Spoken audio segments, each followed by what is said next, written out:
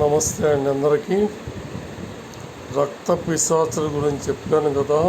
20 లక్షలు కావాలంటండి వాటికి.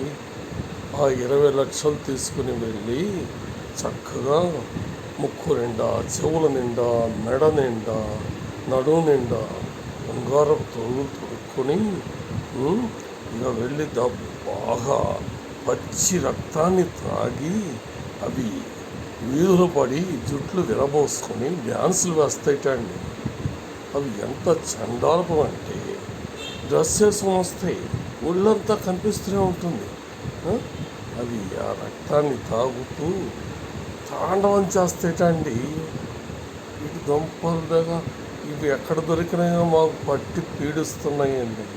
చాలా బాధ వేస్తుంది. ఈ రక్త పిశాచుల్ని ఇప్పుడు గుడికెళ్ళి వచ్చాను. ఆంజనేయ స్వామి కూడా చెప్పాను. ఆంజనేయ స్వామి ఎప్పుడో చూపిస్తాడు పవరు. మాలాంటి మంచి వాళ్ళ జోలికి వస్తే ఈ రక్త పిశాచులకి రక్తం కాదు కదా, మంచినీళ్ళు కూడా దొరకవు వాటికి.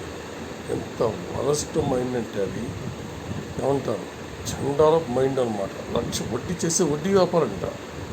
అనాలు పైసలు డబ్బులు లక్షలు, ఇంకా లక్షలు కాదు, ఊరికే కావాలి లక్షలు. నాటుగా పాలు వీటిని ఆంజనేయ స్వామి చెప్పొచ్చా నేను.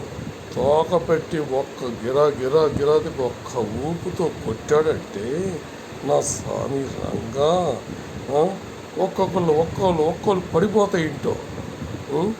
మరి వాటికి అర్థం కావట్లా. మాలాంటి మంచి వాళ్ళ జోలికి రాకూడదు, అసలు ఎవరి జోలికి రాకూడదు. ముఖ్యంగా మా ఇంట పడి ప్రాణం తీస్తున్న ఈ రక్త పిశాచులండి. ఏం చేద్దాం చెప్పండి. అవి ఆడవి, మగవేట తొందర రావు. ఆడవి ఆడ రక్త పిశాచులు. వాటి దంపది వాళ్ళకి పెళ్ళిళ్ళు అక్కర్లేదు, మొగుళ్ళు అక్కర్లేదు. లక్షలు కావాలి, 20 లక్షలు కావాలట. 1 లక్ష కూడా తగ్గదుట.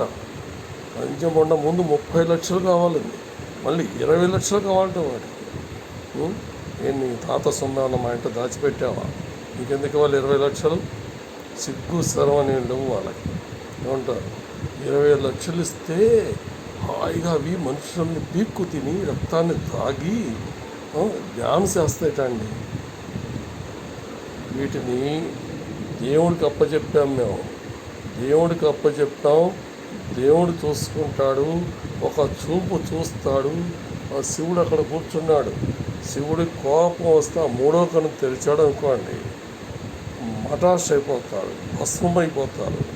తెలియదు ఈ పిశాచులకి. శివుడు అంటే ఏమిటో తెలియదు, ఆంజనేయ స్వామి అంటే తెలియదు. అంటే వడ్డీ వ్యాపారం చేసి మనుషుల్ని పీక్కు తింటమే వాళ్ళ పని. వడ్డీ వ్యాపారం చేస్తున్నాడు, వడ్డీ వ్యాపారం. వరస్ట్ మనసు చిచ్చి. ఓకే అండి, నమస్తే అండి. మనసు బాధ వేసి వీడియో పెడుతూ ఉంటాను. Okay, thank you.